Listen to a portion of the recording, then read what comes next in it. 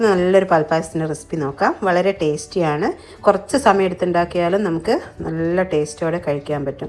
നമുക്ക് അമ്പലത്തിൽ നിന്നൊക്കെ കിട്ടുന്ന പാൽപ്പായസമില്ലേ, അതിൽ നല്ല ടേസ്റ്റ് ആയിരിക്കും നമ്മൾ ഇത് വീട്ടിൽ തന്നെ തയ്യാറാക്കുമ്പോൾ. നിങ്ങൾ ഇതേപോലെ ഉണ്ടാക്കാറില്ലെങ്കിൽ ഒന്ന് ഉണ്ടാക്കി നോക്കിയിട്ട് നിങ്ങളുടെ അഭിപ്രായമൊക്കെ അറിയിക്കണേ. അതുപോലെ എൻ്റെ വീഡിയോ ആദ്യമായി കാണുന്ന ഏതെങ്കിലും കൂട്ടുകാരുണ്ടെങ്കിൽ ഒന്ന് സബ്സ്ക്രൈബ് ചെയ്ത് സപ്പോർട്ട് ചെയ്യണേ. അതുപോലെ നിങ്ങൾക്ക് ഇഷ്ടമായാലൊന്ന് ലൈക്ക് ചെയ്യാനും ഫ്രണ്ട്സിനും റിലേറ്റീവ്സിനൊക്കെ ഒന്ന് ഷെയർ ചെയ്ത് കൊടുക്കാനും മറന്നുപോയല്ലേ. ഇനി നമുക്ക് പായസം ഉണ്ടാക്കുന്നത് നോക്കാം. അതിനായിട്ട് ഞാനിവിടെ നെല്ലുത്തിരിയാണ് എടുത്തത്. കഞ്ഞിയൊക്കെ വെക്കുന്ന അരിയില്ലേ, നുറുക്കരി, അതാണ് എടുത്തത്. 1 കപ്പ് എടുത്തിട്ട് നല്ലോണം കഴുകി വൃത്തിയാക്കി വെച്ചിട്ടുണ്ട്. ആ കഴുകി വെച്ച അരി നമ്മൾ ഒരു കുക്കറിലേക്കാണ് ഇട്ട് കൊടുക്കുന്നത്. കഴുകി വൃത്തിയാക്കി വെച്ച മുഴുവൻ അരിയും ഞാൻ ഈ കുക്കറിലേക്ക് ഇട്ട് കൊടുത്തിട്ടുണ്ട്. എന്നിട്ട് 1 കപ്പ് പാൽ ഒഴിച്ച് കൊടുക്കുന്നുണ്ട്. അതേ കപ്പ് തന്നെ 2 കപ്പ് വെള്ളം കൂടി ഒഴിച്ച് കൊടുത്തിട്ടുണ്ട്. ഇനി അതിലേക്ക് നമുക്ക് 1/4 ടീസ്പൂൺ ഉപ്പ് ചേർത്ത് കൊടുക്കാം. പിന്നെ 1/2 കപ്പ് പഞ്ചസാരയാണ് ചേർത്ത് കൊടുക്കുന്നത്. എന്നിട്ട് നമുക്ക് കുക്കർ അടച്ച് വെച്ചത് 1 വിസിൽ കേൾക്കുന്നവരെ ഒന്ന് വേവിച്ചെടുക്കാം. നമ്മൾ ഇതേപോലെ പഞ്ചസാര ചേർത്ത് ഉപ്പും ചേർത്ത് വേവിച്ചെടുക്കുമ്പോൾ ആ അരിക്ക് ഒരു വെള്ളം ചുവയൊന്നും ഉണ്ടാവില്ല കേട്ടോ. നല്ലൊരു ടേസ്റ്റ് ആയിരിക്കും പായസത്തിന്. അത് കടിക്കുമ്പം 1 വിസിൽ വന്ന് പ്രഷറെല്ലാം പോയ ശേഷം ഞാൻ കുക്കർ തുറന്ന് നോക്കിയപ്പോൾ നമ്മുടെ അരിയൊക്കെ നല്ലോണം വെന്ത് കിട്ടിയിട്ടുണ്ട്. ഇനി നമുക്ക് ഒരു പാത്രത്തിലേക്ക് പാൽ ഒഴിച്ച് കൊടുക്കാം. 1 ലിറ്റർ പാലാണ് ഞാൻ ഒഴിച്ച് കൊടുക്കുന്നത്. നല്ല ഫ്രഷ് പാലുണ്ടെങ്കിൽ അത് ഒഴിച്ച് കൊടുക്കാം. ഞാനിവിടെ പാക്കറ്റ് പാലാണ് എടുത്തത്. അതൊരു ലിറ്റർ ഒഴിച്ച് കൊടുത്തിട്ടുണ്ട്. എന്നിട്ട് അതിൽ തന്നെ ഞാൻ കുറച്ച് വെള്ളം ഒഴിച്ച് അത്ര തന്നെ 1 ലിറ്റർ തന്നെ വെള്ളവും ഒഴിച്ച് കൊടുത്തിട്ടുണ്ട്. എന്നിട്ട് ഇത് നമുക്ക് നല്ലോണം ഒന്ന് തിളപ്പിച്ചെടുക്കണം. ഈ പാല് നല്ലോണം തിളച്ച് വരുമ്പോൾ നമുക്ക് വേവിച്ച് വെച്ച ഈ അരി അങ്ങ് പാലിലേക്ക് ഇട്ട് കൊടുക്കാം. മുഴുവൻ അരിയും ഞാൻ ഇതേപോലെ ഇട്ട് കൊടുക്കുന്നുണ്ട്. ഈ അരി വെന്തത് കൊണ്ട് കട്ട കെട്ടിയ രീതിയിലാണുള്ളത്. ഈ കട്ട പോകാനായിട്ട് ഞാൻ ഇതേപോലെ ഒരു വിസ്ക് വെച്ച് കട്ടയെല്ലാം ഉടച്ചെടുക്കുന്നുണ്ട്.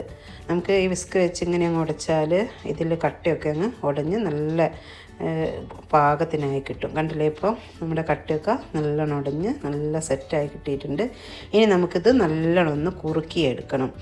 ഈ പാലിൽ കിടന്ന് ഈ വേവിച്ച അരി നല്ലോണം കുറുകെ കിട്ടുമ്പോഴാണ് അതിന് നല്ലൊരു കളറും വരും, നല്ലൊരു ടേസ്റ്റും ആയിരിക്കും. ഇപ്പോൾ ഏതാണ്ട് 1/4 ഭാഗത്തോളം കുറുകിയിട്ടുണ്ട്. ആ സമയം നമുക്കതിലേക്ക് പഞ്ചസാര ചേർത്ത് കൊടുക്കാം. ഞാനിവിടെ 1/2 കപ്പ് പഞ്ചസാര ചേർത്ത് കൊടുത്തിട്ടുണ്ട്. എന്നിട്ട് നല്ലോണം ഒന്നുകൂടി ഇളക്കി കൊടുക്കാം. അതിനുശേഷം ഞാൻ വീണ്ടും 1/2 കപ്പ് പഞ്ചസാര കൂടി ചേർത്ത് കൊടുക്കുന്നുണ്ട്. മൊത്തം ഞാനിവിടെ 1.5 കപ്പ് പഞ്ചസാരയാണ് ചേർത്ത് കൊടുത്തത്. 1 ലിറ്റർ പാലും 1 കപ്പ് അരിയും 1.5 കപ്പ് പഞ്ചസാരയാണ് എടുത്തത്. പിന്നെ മധുരമൊക്കെ നിങ്ങൾ ഓരോരുത്തരുടെ ആവശ്യത്തിനനുസരിച്ച് കൂട്ടിയും കുറച്ചും ഒക്കെ കൊടുക്കട്ടോ. ഇത് ഏതാണ്ട് മീഡിയം സൈസ് മധുരത്തിൻ്റെ അളവാണ് ഞാനിപ്പോൾ കാണിച്ചത്. ഇനി നമുക്ക് ഒരു പാത്രത്തിലേക്ക് ഞാനിവിടെ 3 ടേബിൾ സ്പൂൺ പാൽപ്പൊടി എടുത്തിട്ടുണ്ട്. അതിലേക്ക് ഒരല്പം തിളച്ച വെള്ളം ഒഴിച്ച് ഇത് നല്ലോണം ഒന്ന് കലക്കിയെടുക്കുന്നുണ്ട്. ഒട്ടും കട്ട കെട്ടാതെ ഈ പാൽപ്പൊടി ഒന്ന് കലക്കിയെടുക്കുന്നുണ്ട്. എന്നിട്ട് നമുക്കത് ആ പായസത്തിലേക്ക് ഒഴിച്ചു കൊടുക്കാം. എന്നിട്ട് നല്ലോണം ഒന്നുകൂടി കുറുക്കിയെടുക്കണം. ഇങ്ങനെ ചെയ്യുമ്പോൾ നമുക്കിതിലേക്ക് പ്രത്യേകമായിട്ട് മിൽക്ക് മെയ്ഡ് ഒന്നും ചേർക്കണ്ട. അതിൻ്റെ ആ ടേസ്റ്റ് കിട്ടുകയും ചെയ്യും. നമ്മൾ മിൽക്ക് മെയ്ഡ് ചേർക്കുന്ന ആ ടേസ്റ്റ് നമ്മുടെ പായസത്തിന് കിട്ടും. ഞാനിതിൽ മിൽക്ക് മെയ്ഡ് ഒന്നും ചേർക്കാതെ തന്നെയാണ് കേട്ടോ ഉണ്ടാക്കിയത്. ഇപ്പം പായസം കുറച്ചുകൂടി കുറുകി വന്നിട്ടുണ്ട്. ആ സമയം ഞാൻ അതിലേക്ക് ഏലക്ക പൊടിച്ചത് ചേർത്ത് കൊടുക്കുന്നുണ്ട്. ഇത്രയായാൽ മതി.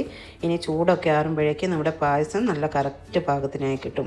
വീണ്ടും നമ്മളിത് കുറുക്കിയെടുത്താൽ നമ്മൾ ചൂടാറുമ്പോഴേക്ക് ഈ പായസം ഒരുപാട് കട്ട കെട്ടിയതുപോലെ ആയി പോകും. ഇത്രയായാൽ മതി. ഇനി ഞാൻ ഗ്യാസ് ഓഫ് ചെയ്ത് ഇതൊരു സൈഡിലേക്ക് മാറ്റി വെക്കുകയാണ്. എന്നിട്ട് മറ്റൊരു പാൻ അടുപ്പത്തേക്ക് വെച്ച് കൊടുത്തിട്ടുണ്ട്. അതിലേക്ക് 3 ടേബിൾ സ്പൂൺ നെയ്യ് ഒഴിച്ച് കൊടുത്തിട്ടുണ്ട്. പിന്നെ 20 അണ്ടിപ്പരിപ്പ് എടുത്തിട്ടുണ്ട്. അതുകൂടി ഇട്ട് കൊടുത്ത് നല്ലോണം ഒന്ന് ഇളക്കി മൂപ്പിച്ചെടുക്കുന്നുണ്ട്. അണ്ടിപ്പരിപ്പ് മൂത്ത് വരുമ്പോൾ അത് പോരാതെ തന്നെയാണ് ഞാൻ അതിലേക്ക് കുറച്ച് ഉണക്ക മുന്തിരി ചേർത്ത് കൊടുക്കുന്നത്. എന്നിട്ട് നമുക്ക് നല്ലോണം ഒന്ന് ഇളക്കി ഈ മുന്തിരി ഒന്ന് മൂപ്പിച്ചെടുക്കാം. ഇപ്പം നമ്മുടെ മുന്തിരി അണ്ടിപ്പരിപ്പൊക്കെ നല്ല പാകത്തിന് മൂത്ത് വന്നിട്ടുണ്ട്. ഇത് നമ്മൾ റെഡിയാക്കി വെച്ച പായസത്തിലേക്ക് അങ്ങ് ഒഴിച്ചു കൊടുക്കാം. ഞാനിവിടെ പായസത്തിലേക്ക് മുന്തിരി അണ്ടിപ്പരിപ്പൊക്കെ ഒഴിച്ച് കൊടുത്തിട്ടുണ്ട്. എന്നിട്ട് പായസം നല്ലോണം ഒന്ന് ഇളക്കി കൊടുക്കാം. കുറച്ച് പായസം എടുത്ത് ആ പാനിലേക്ക് ഒഴിച്ച് ഒന്ന് ഒഴിച്ച് കൊടുക്കുന്നുണ്ട്. അതിലുള്ള നെയ്യിൻ്റെ അംശമൊക്കെ അങ്ങ് എടുക്കാൻ വേണ്ടിയിട്ട്. ഇനി ഞാനിത് നല്ലോണം ഒന്ന് ഇളക്കി കൊടുത്ത ശേഷം അടച്ച് വെച്ച് കൊടുക്കുന്നുണ്ട്. എന്നിട്ട് നമുക്കിത് ചൂടാറിയ ശേഷം വിളമ്പാം. ഇത് ചൂടോടെ കഴിക്കുന്നതിനെക്കാട്ടും ടേസ്റ്റ് കുറച്ച് ചൂടാറുമ്പോൾ കഴിക്കുന്നതാണ്. ഇപ്പം നമ്മുടെ പായസത്തിൻ്റെ ചൂടൊക്കെ ആറി വന്നിട്ടുണ്ട്, കണ്ടില്ലേ? നമ്മുടെ പായസമൊക്കെ നല്ല കറക്റ്റ് പാകത്തിനായി കിട്ടിയിട്ടുണ്ട്. ആവശ്യത്തിനുള്ള തിക്നെസ്സൊക്കെ ആയിട്ടാണ് നമ്മുടെ പായസം ഉള്ളത്. അധികം ലൂസും അല്ല, അധികം കട്ടിയല്ല. നമുക്ക് സ്പൂണൊന്നും ഇല്ലാതെ തന്നെ കുടിക്കാൻ പറ്റിയ പാകത്തിനുള്ള പായസമാണ്. സദ്യക്കൊക്കെ വിളമ്പാൻ പറ്റിയ നല്ലൊരു പായസമാണ്. എനിക്ക് ഈ പായസം ഉണ്ടാക്കാനായിട്ട് വേണ്ടി വന്നത് 3/4 മണിക്കൂറാണ്. നല്ലോണം കുറുക്കി എടുക്കണ്ടേ ഇത്. അതുകൊണ്ട് എന്താ നമുക്ക് നല്ല ടേസ്റ്റിയായ പായസം കുടിക്കാൻ പറ്റുക. ആ ഒരു സമയത്തിൻ്റെ മെനക്കെട് മാത്രമേ ഉള്ളൂ. എന്നാലും നല്ല ടേസ്റ്റുള്ള പായസം നമുക്ക് ഉണ്ടാക്കിയെടുക്കാൻ പറ്റും. എല്ലാവരും ഉണ്ടാക്കി നോക്കിയിട്ട് അഭിപ്രായം അറിയിക്കണേ. അതുപോലെ ഇഷ്ടമായാലൊന്ന് ലൈക്ക് ചെയ്യാനും ഫ്രണ്ട്സിനും റിലേറ്റീവ്സിനും ഒക്കെ ഒന്ന് ഷെയർ ചെയ്ത് കൊടുക്കാനും മറന്നു പോലെ. സബ്സ്ക്രൈബ് ചെയ്യാതെ ആരെങ്കിലും കാണുന്നുണ്ടെങ്കിൽ ഒന്ന് സബ്സ്ക്രൈബ് കൂടി ചെയ്യണം. നമുക്ക് മറ്റൊരു അടിപൊളി വീഡിയോയുമായി വീണ്ടും കാണാം.